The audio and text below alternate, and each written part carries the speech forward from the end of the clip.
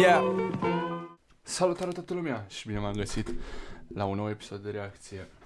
Avem aici o nouă reacție de la 911, Honey, cu videoclip.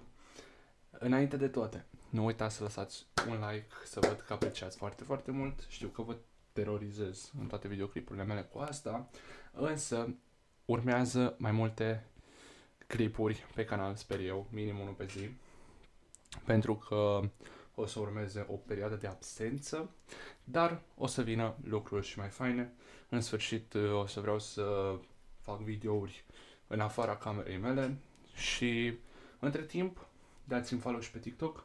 Acolo am început să fac live-uri iară cu chestii super random, gen nu o să mai fac pe YouTube, nu știu, cu Marvel Rivals sau TFT, că poate nu vă place pe YouTube. Pe YouTube aș vrea să-l transform strict în live-uri doar importante, în reacții, clipuri outside of my room, nu știu efectiv chestia asta cu clipurile, stați așa că îmi tot cade încărcătorul de la căști. Fără alte adăugări, că deja s-au făcut 2 minute și piesa este foarte scurtă, vreau să vă dau reacția rapid și compressed. 9-11, Honey. Ia să vedem.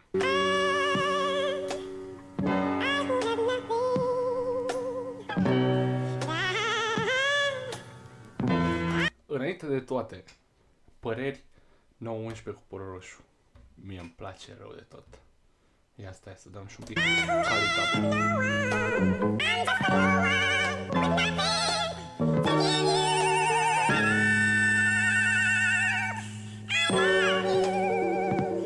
Yeah. Yo. She got honey. She got honey.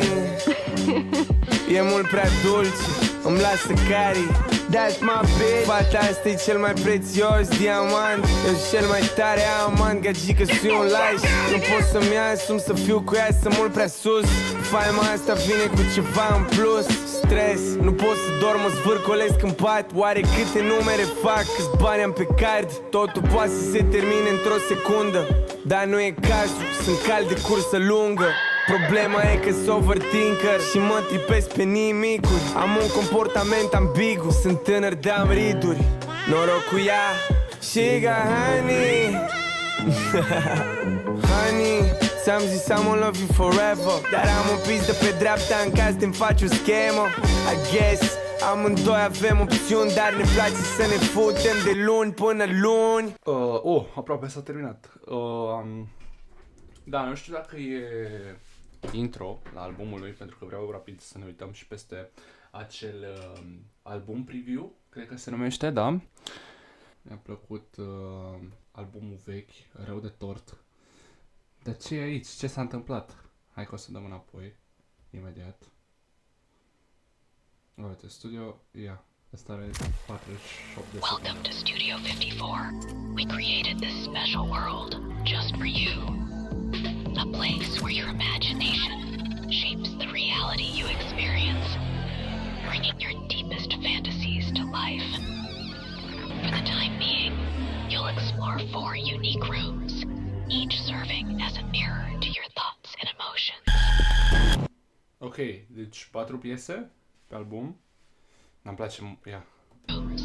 Each De aici, asta, opa, vedeți cursorul? Asta sigur e Honey. De asta. serving as a mirror to your thoughts and emotions.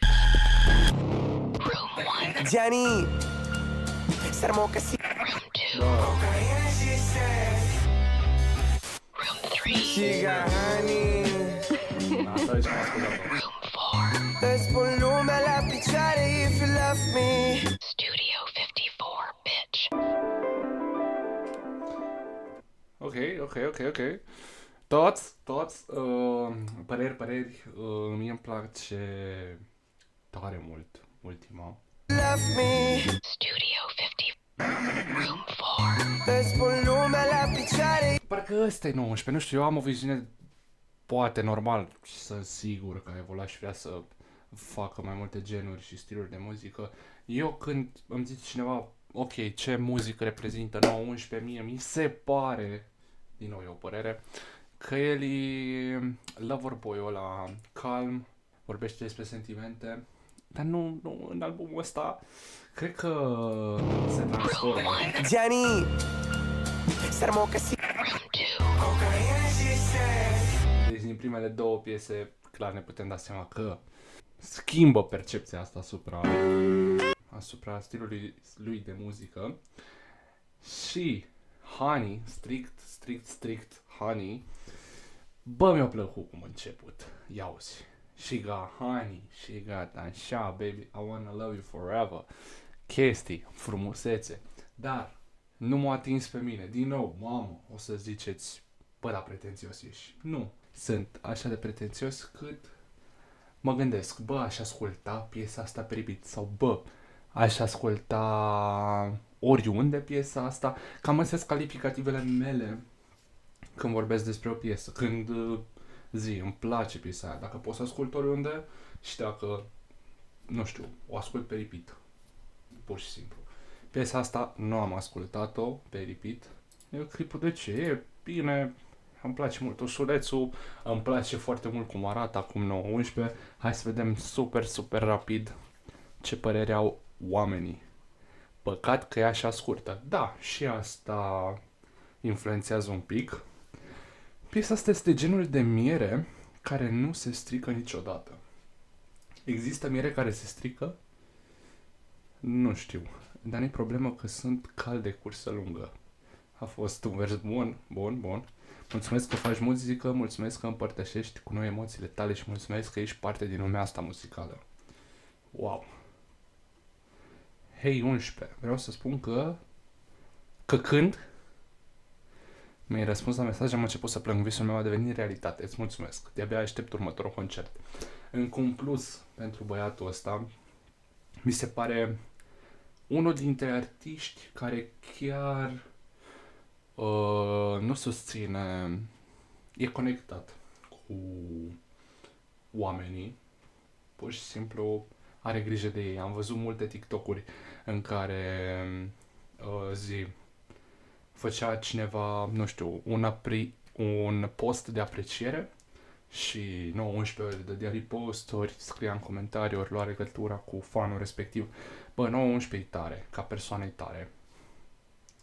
Și sper să continue să facă muzica pe care toată lumea o adoră de la el și de ce nu să încerce lucruri noi.